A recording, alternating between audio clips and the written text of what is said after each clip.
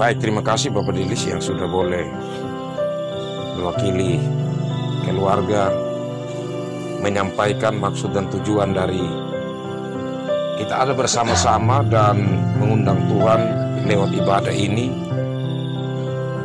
Dan biarlah kita menyiapkan hati kita masuk dalam ibadah syukur dan harapan kita. Dan memulainya kekasih-kekasih Tuhan, saya ajak kita bersama-sama memuji Tuhan dari Kidung Jemaat 453 ayat 1. Yesus kawan yang sejati bagi kita yang lemah, tiap hal boleh dibawa dalam doa padanya. Dan kata-kata selanjutnya saya bacakan bagi kita. Yesus kawan yang sejati bagi kita yang lemah. Yesus kawan yang sejati bagi kita yang lemah, tiap hal boleh dibawa dalam doa padanya. Tiap hal boleh dibawa dalam doa padanya. Oh, betapa kita susah dan percuma berela. Oh, betapa kita susah dan percuma berlelah bila kurang pasrah diri dalam doa padanya. Bila kurang pasrah diri dalam doa padanya. Mari kita satu hati di dalam doa, kita berdoa. Ya Allah Bapa di sorga yang kami kenal dan yang telah memperkenalkan diri di dalam Yesus Kristus, kami sungguh bersyukur karena malam hari ini Tuhan mempertemukan kami saudara bersaudara, bahkan orang tua, anak mantu, untuk kami boleh menguatkan, mendoakan akan Bapa kekasih, suami, saudara kekasih kami, Amalusi yang dalam keadaan sakit. Ya Allah Bapa di sorga, kami percaya bahwa Tuhan tidak pernah meninggalkan kami. Tuhan tidak pernah meninggalkan Amalusi dalam sakitnya. Karena itu di saat kami ada bersama-sama saat ini, kami mengundang Tuhan dalam ibadah ini. Kami rindu untuk Tuhan bersuara, untuk Tuhan berkata-kata kepada kami lewat firman Tuhan. Karena kami yakini bahwa persekutuan kami ini, kebersamaan kami yang Tuhan izinkan bagi kami, itu semua karena perkenanan Tuhan, karena campur tangan Tuhan, dan sangat akan menjadi terberkati di saat Tuhan yang memberkatinya dengan firman Tuhan. Karena itu ya Tuhan, saat ini sebelum kami membaca merenungkan firman-Mu, kami mohon Tuhan bersama-sama dengan kami, memberi kepada kami pengertian akan firman-Mu lewat karya Roh Kudus, sehingga kami mengerti firman-Mu dan menjadi pegangan bagi kami, menjadi ungkapan syukur kami, dan menjadi harapan bagi kami yang beriman kepada Tuhan. Ya Tuhan, tolonglah hamba-Mu yang Tuhan pakai saat ini untuk memberitakan sabda-Mu. Hamba-Mu ini manusia yang lemah, yang terbatas, yang tidak layak. Kiranya dengan karya Roh Kudus Tuhan berbicara lewat hamba-Mu ini, dan kami semua diberkati oleh firman-Mu. Dalam Yesus Kristus kami berdoa. Amin. Kekasih-kekasih Tuhan, bagian firman Tuhan saya pilih dari kitab atau surat Yakobus pasal 5 ayat 13 sampai ayat 15. Yakobus pasal 5 ayat 13 sampai 15, demikian bunyi firman Tuhan. Kalau ada seorang di antara kamu yang menderita, baiklah ia berdoa. Kalau ada seorang yang bergembira, baiklah ia menyanyi.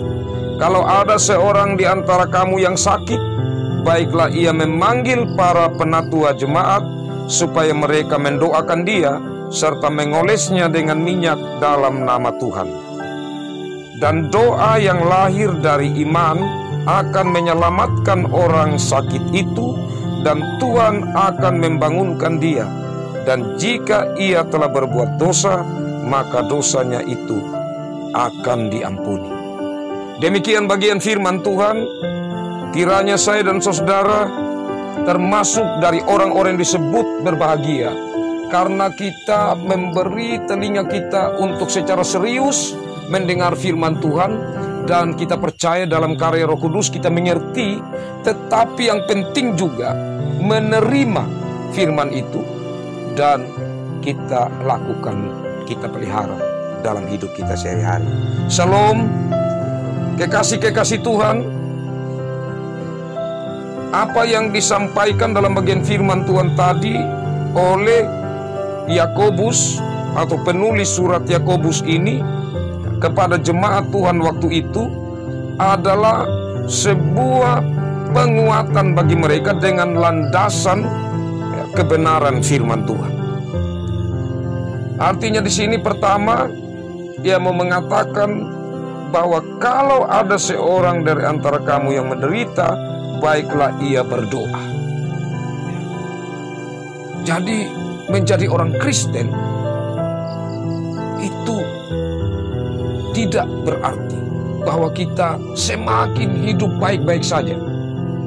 Justru menjadi orang Kristen, kita akan melihat bahwa kita justru mengalami lebih banyak lagi tantangan hidup. Memang tantangan hidup ini ada dua.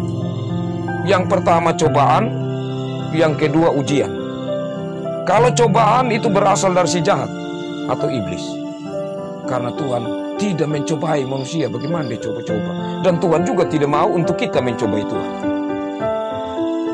Tetapi kalau ujian, itu datangnya dari Tuhan. Dua hal ini, itu berbeda dari tujuannya. Kalau cobaan yang dari iblis, itu untuk membuat kita tidur dalam iman, atau tujuannya untuk merusak kehidupan rohani kita.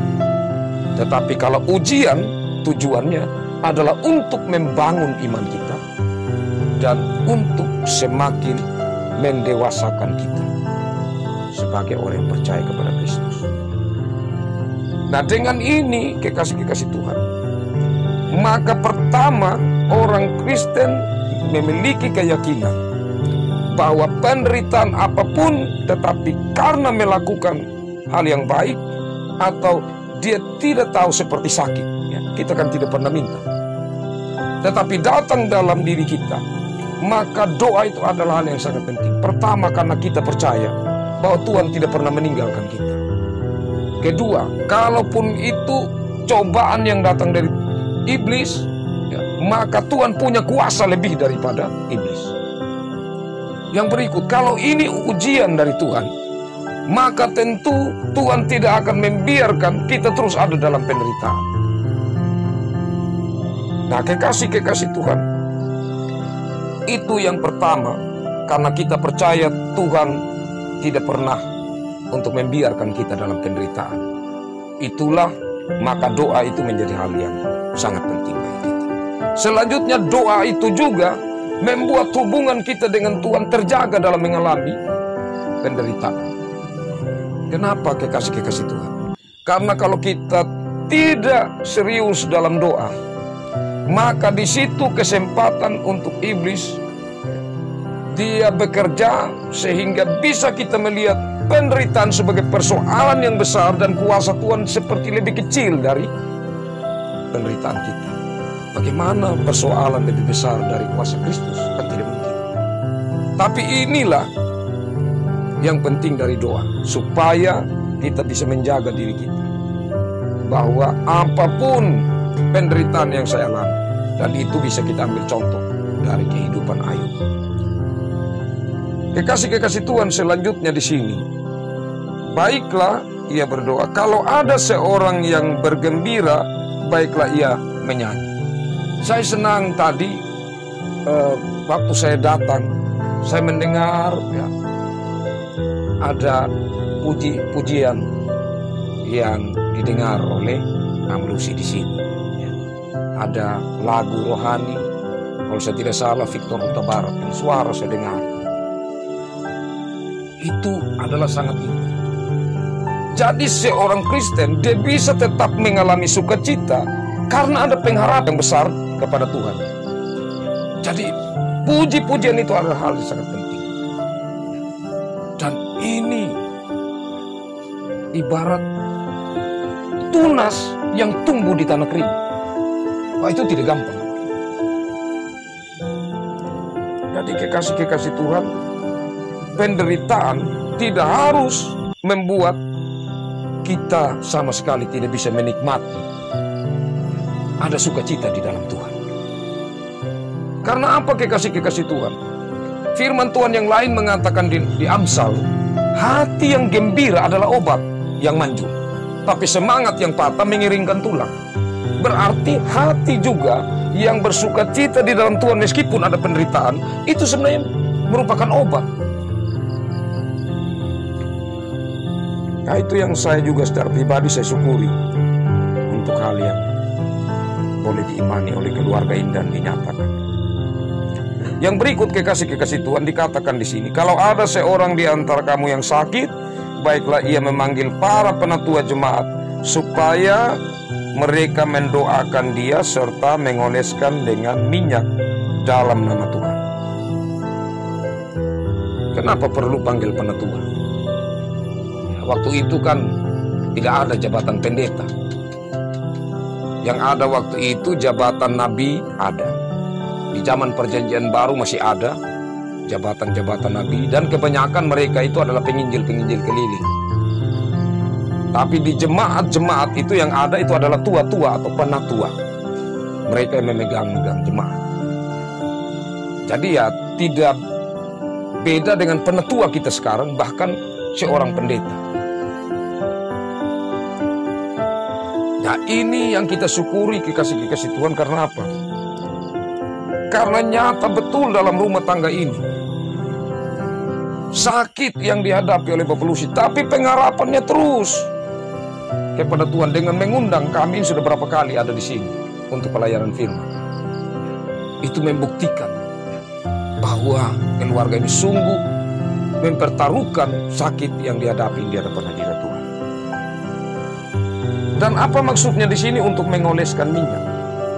Karena waktu itu minyak itu pertama dianggap sebagai sebuah pengurapan berkat yang datang dari Tuhan. Jadi kalau ada minyak yang namanya minyak urapan, itu kalau raja di zaman bangsa Israel, maka seorang yang mau dinobatkan menjadi raja, dia harus dituangkan minyak di kepalanya, menandakan bahwa Tuhan datang dan memberkati dia menjadi seorang pemimpin. Tapi minyak juga itu dipakaikan sebagai wewangian, dan di sisi yang lain dipakai juga untuk pengobatan. Jadi waktu itu untuk obat yang terkenal itu adalah minyak. Selain makna secara rohaninya, itu adalah sebuah pengurapan, curahan berkat dari Tuhan. Jadi itu merupakan sarana, tapi sarana yang dipakai itu tidak memiliki kuasa. Sebagaimana kita manusia tidak punya kuasa. Yang punya kuasa adalah Tuhan. Tetapi itu menjadi sarana. Obat menjadi sarana yang Tuhan sudah berikan dalam dunia ini. Tidak ada obat yang diambil itu yang tidak diciptakan Tuhan. Semuanya ada di bumi yang Tuhan sudah cipta. Dan hikmat, kepintaran, kecakapan orang atau bagian medis ataupun kalau ada dukun yang Tuhan berikan pencerahan kepadanya, maka bisa ada banyak bentuk obat. Tetapi kekasih-kekasih Tuhan, hal yang penting di sini yang dikatakan adalah mendoakan dia serta mengoleskan dengan minyak dalam nama Tuhan. Ini perlu digarisbawahi.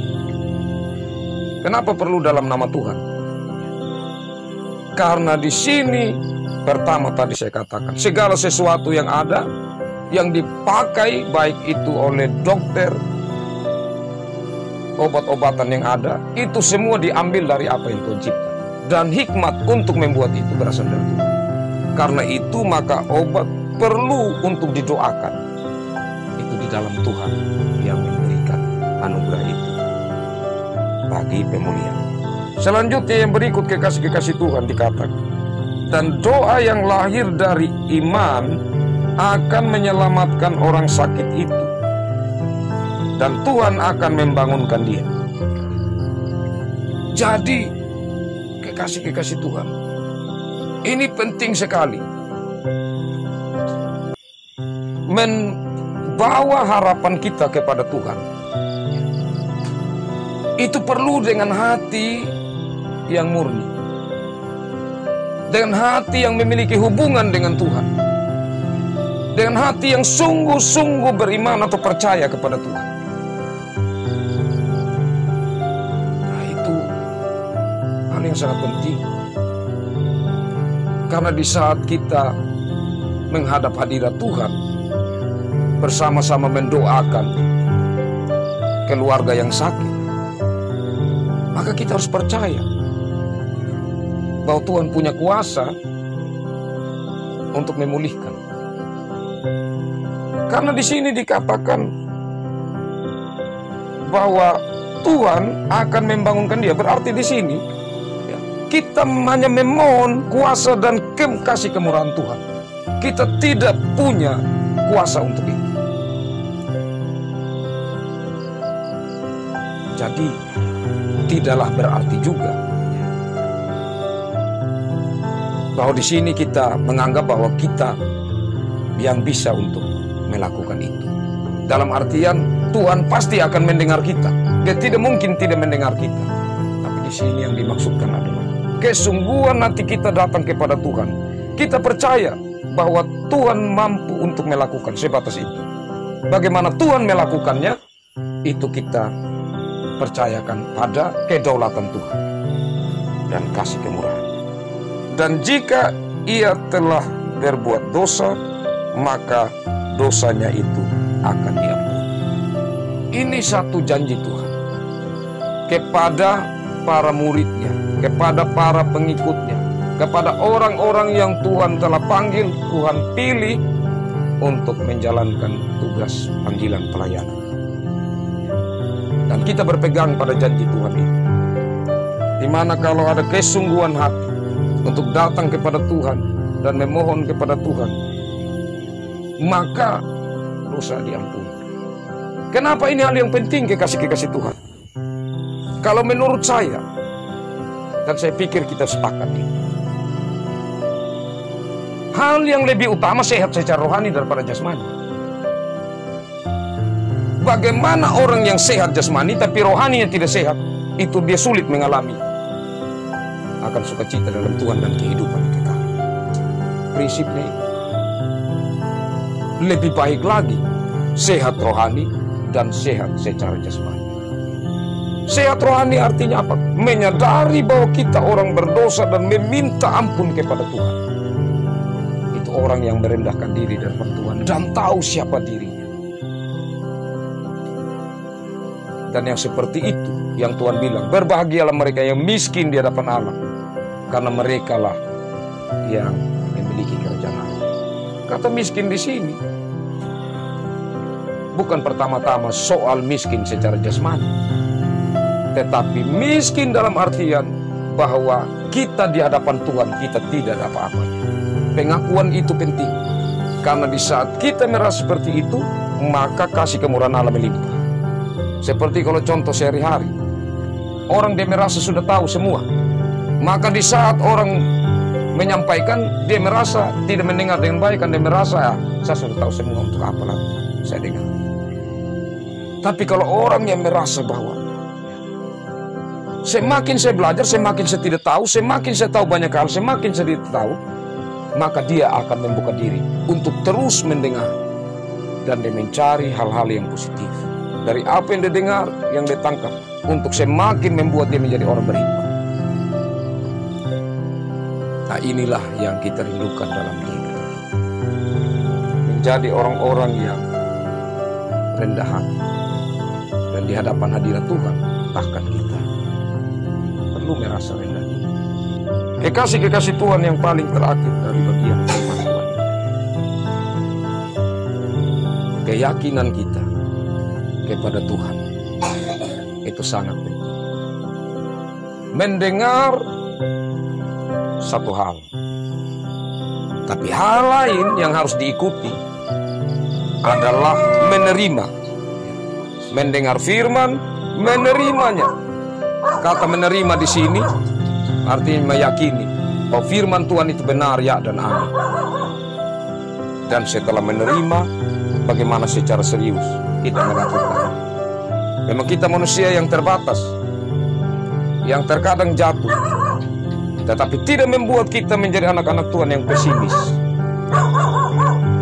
Karena Tuhan tetap memberi rohnya, membimbing kita untuk terus bertumbuh dalam Tuhan.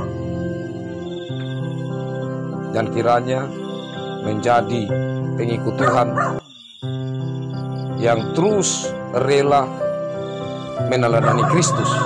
Maka panggilan untuk mengikut Kristus adalah panggilan menderita bersama-sama dengan Dia. Tidak ada artinya iman tanpa salib.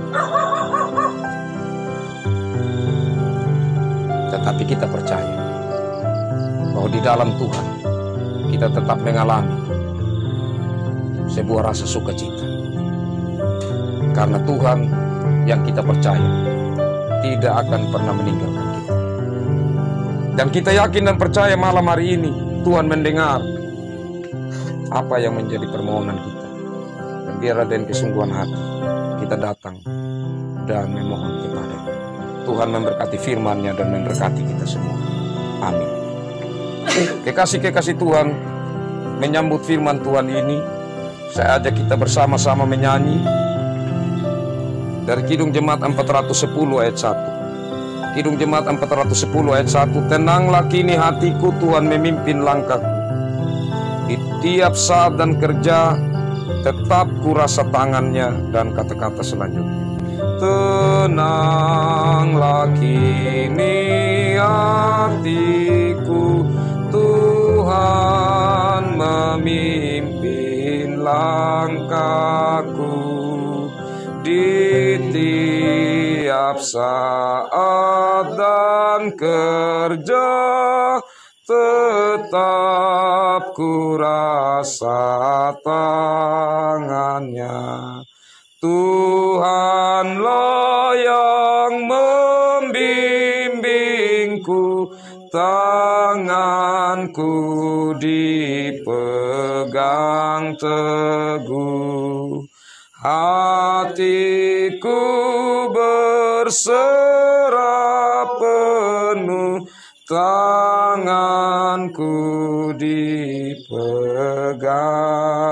teguh. Kekasih-kekasih Tuhan, mari satu hati kita datang ke hadapan hadirat Tuhan. Kita membawa harapan kita kepada Tuhan.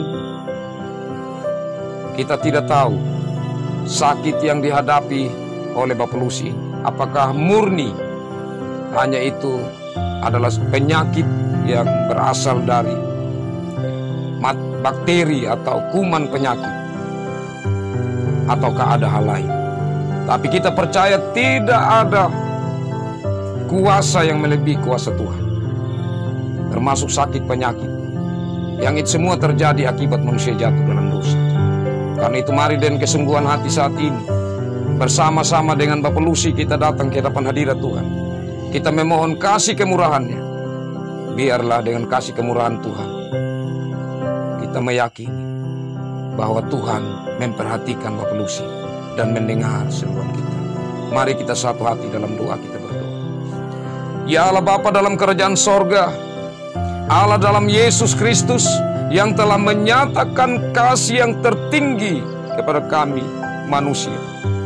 Allah dalam Yesus Kristus yang telah datang ke dalam dunia untuk mengangkat kami yang sudah ada di dalam lumpur dosa dalam kuasa maut, untuk kami menjadi mulia di hadapan hadirat Tuhan. Dengan darah Yesus kami sungguh telah mengalami akan kasih kemurahan Tuhan. Karena itu kami terus berpegang di dalam iman kepada Yesus Kristus. Kami tidak goyah dalam hidup ini. Kami tetap berjalan dalam berpengharapan bahwa bersama-sama dengan Tuhan Allah kami tetap merasakan akan tuntunan pemeliharaan kasih sayang Tuhan.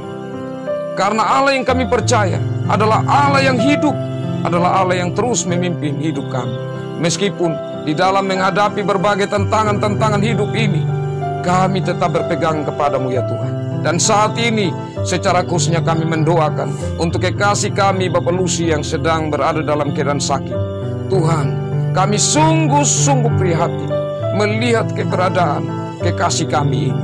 Sakit yang hamba menghadapi tidaklah mudah, dan kami tidak mengerti sakit yang sesungguhnya yang hamba menghadapi.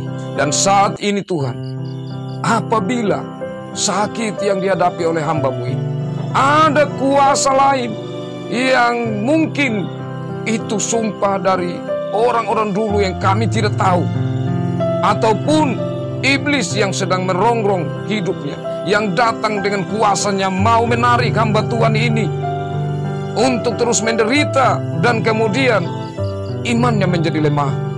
Tuhan, kami percaya bahwa dalam nama Yesus, Tuhan mampu untuk memutuskan semuanya itu. Tuhan mampu untuk menghalau semuanya itu dari hidup hamba-Mu, dari tubuh hamba-Mu, bahkan dari dalam keluarga ini. Sehingga biarlah kuasa itu tidak lagi ada di dalam kehidupan keluarga ini. Dalam nama Yesus, kami halau itu semua. Ya Allah Bapa dalam kerajaan sorga, dalam kesempatan ini kami juga datang ke hadapan hadirat-Mu ya Tuhan. Kami membawa air dan obat-obatan yang akan dikonsumsi oleh Lucy sebagai bagian dalam pemulihannya. Ya Tuhan, kami mohon dalam nama Yesus, mari Tuhan berkati air ini, mari Tuhan berkati obat-obatan ini. Biarlah menjadi berkat pemulihan untuk hamba-Mu. Ya Tuhan, dalam perendahan diri kami menyadari kami manusia yang berdosa. Tuhan, kami percaya Tuhan mengampuni kami, dan Tuhan mau mendengar suara-suara hati kami yang sungguh-sungguh datang dan memohon kepadamu ya Tuhan. Biarlah Tuhan jamah, Tuhan berkati Lucy, Tuhan tolong hamba-Mu ini, dan biarlah ia memperoleh kekuatan pemulihan hanya berasal daripada Tuhan semata. Ya Allah Bapa dalam kerajaan sorga, kami percaya cinta kasih Tuhan yang besar dalam diri Lucy, anak-anak, anak mantu, bahkan cucu mereka yang dengan hati melihat keberadaan, yang selalu mendukung dalam doa. Kami percaya cinta yang besar, kekuatan yang besar daripada Tuhan terus menanti mereka. Ya Allah Bapa dalam kerajaan sorga, kami datang bersyukur kepadamu ya Tuhan, dan menaruh harapan kami ke hadapan hadirat-Mu. Itulah saat ini ada persembahan yang diberikan keluarga ini. Meskipun secara kami manusia ini terbatas, tetapi Tuhan melihat hati yang memberi, yang sungguh bersyukur dan juga berharap kepada Tuhan. Kami percaya Tuhan memberkatinya. Biarlah menjadi berkat untuk Lucy, bahkan keluarga di sini. Menjadi berkat bagi pekerjaan pelayanan Tuhan. Dan kami semua yang ada di sini Tuhan, kami menyerahkan hidup kami dalam pimpinan dan pengasihan. Kami percaya bahwa Roh Kudus-Mu senantiasa ada melingkupi kami. Terima kasih Tuhan. Bahkan di saat sebentar kami menikmati kebersamaan lewat makan minum bersama. Kami percaya dalam berkat Tuhan, kami menikmati suasana persaudaraan ini. Dan biarlah sukacita kebersamaan kami di tengah-tengah pergumulan ini, itu menjadi pegangan bagi kami bahwa Tuhan selalu ada dalam hidup kami. Terima kasih Tuhan. Pimpinan-Mu bahkan untuk keluarga yang kembali tempat yang jauh, Tuhan jaga, lindungi, bimbing. Ini doa kami Tuhan, doa dari hati kami yang paling dalam. Mari dengar dan sambut kami Tuhan. Hanya dalam Yesus Kristus kami berdoa kepada Bapa di surga. Amin. Demikian ibadah ini. Tuhan Yesus memberkati kita semua. Terlebih khususnya Lucy yang sungguh-sungguh merasakan penderitaan. Kita percaya bahwa Tuhan memulihkan dia. Amin. Oke, demikian ibadah ini. Tuhan Yesus memberkati. Shalom. Ya, saya kembalikan kepada Bapak Delis.